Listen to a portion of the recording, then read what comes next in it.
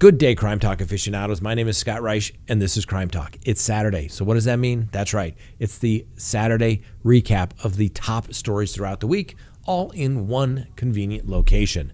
Thanks for watching. We'll see you next time on Crime Talk.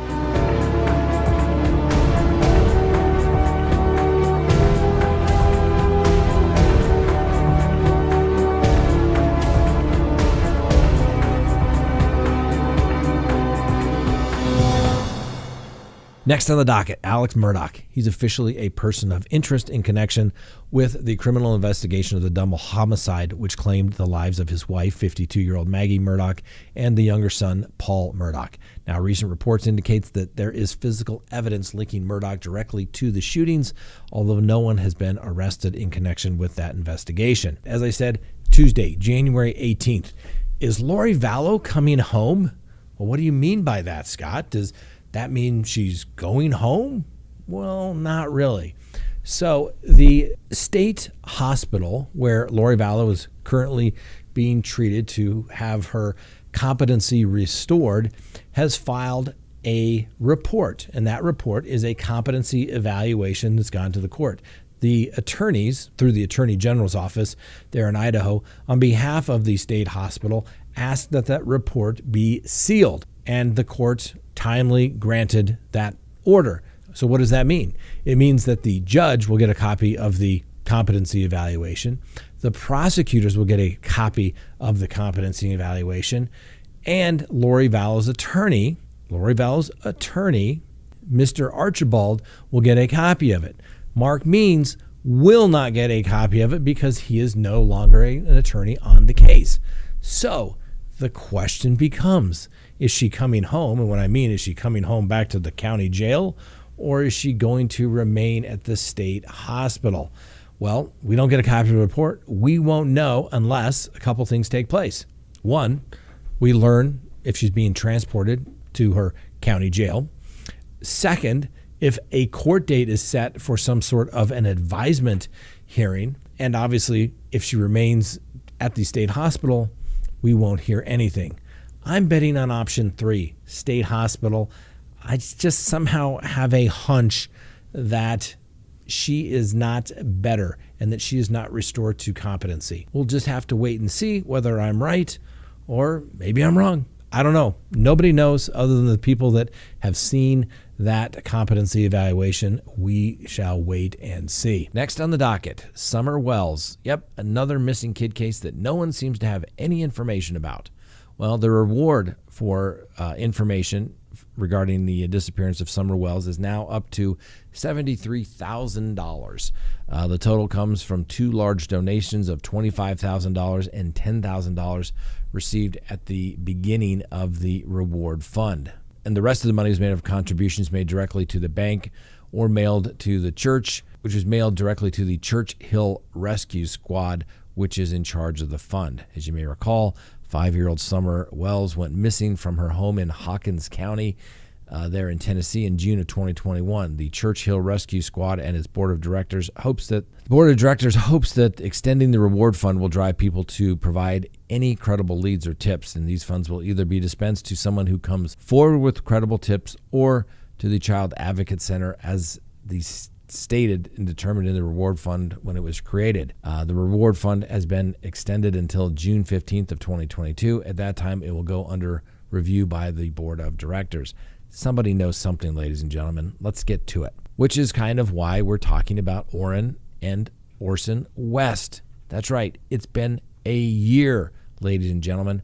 1 year later, there's still no clues in the mysterious disappearance of the young brothers, Orion and Orson West.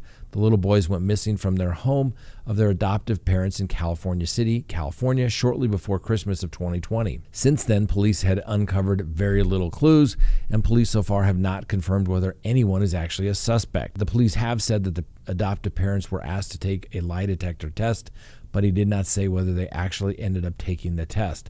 Police have also said that the Wests have been cooperative. They have since relocated back to Bakersfield, which is also where the West boy's biological mother lives. The biological mother has assisted in the search as well. Now, California City and the Bakersfield police, along with the FBI, are still actively investigating the case, they say. And the Bakersfield police took over the investigation in March of 2021. Now, anyone with a tip is asked to contact them through any form of communication as necessary. As you may recall, both of the West were reported missing on December of 2020, right before Christmas. Now, the father said that he was outside, the mother was inside sleeping, and believed that the father was watching the kids, and the father believed that they were in the backyard when they were missing. They apparently searched the neighborhood. Nothing was found as it related to the boys. They literally just disappeared, apparently. No one's been charged. No one has any information, and everybody just acts like it's no big deal. This is one of those cases where I'm really surprised there is not more interest in the search for these young kids. But as we've seen in this case, as well as Summer Wells, these children literally are just disappearing, but someone somewhere knows something. Ghislaine Maxwell's attorneys have requested that her conviction be overturned and that the case be retried. Now, in the filings that went in late yesterday afternoon, Miss Maxwell's attorney said that they had filed a motion for a retrial under seal, but they referenced juror number 50, known as Scotty David, who revealed that he failed to disclose that he had been sexually abused as a child. Now, the attorneys wrote in the letter to the judge, for the reasons set forth in the motion, we request that all submissions pertaining to juror number 50 remain under seal until the court rules on the motion. Now, Ms. Maxwell and her defense team are hoping for a retrial after David revealed that he told the jury during deliberations of his own experience about being the victim of a sexual abuse when he was a child. He stated that he didn't reveal his history during jury selection because he had not been asked that question specifically. When it was pointed out that question 48 of the 50 questions that they had to answer asked exactly that, he then claimed that he did not remember. But he stated that he answered all the questions honestly. Well, the prosecutors have also requested that the United States District Court Judge Allison Nathan conduct an inquiry regarding the jurors' statements, and the prosecution will have until February 2nd to respond to the government's motion.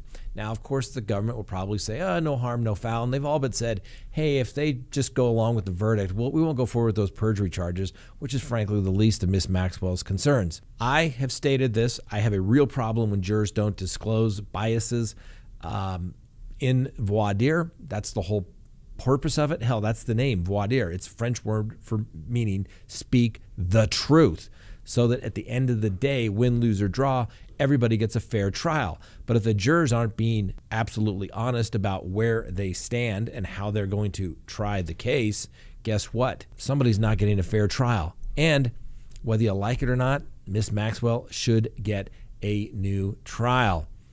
Shame, but we only have to blame juror number 50. Now, don't we? He's the one to blame. I would impose costs against this guy. All right. Thanks for watching. We'll see you next time on Crime Talk.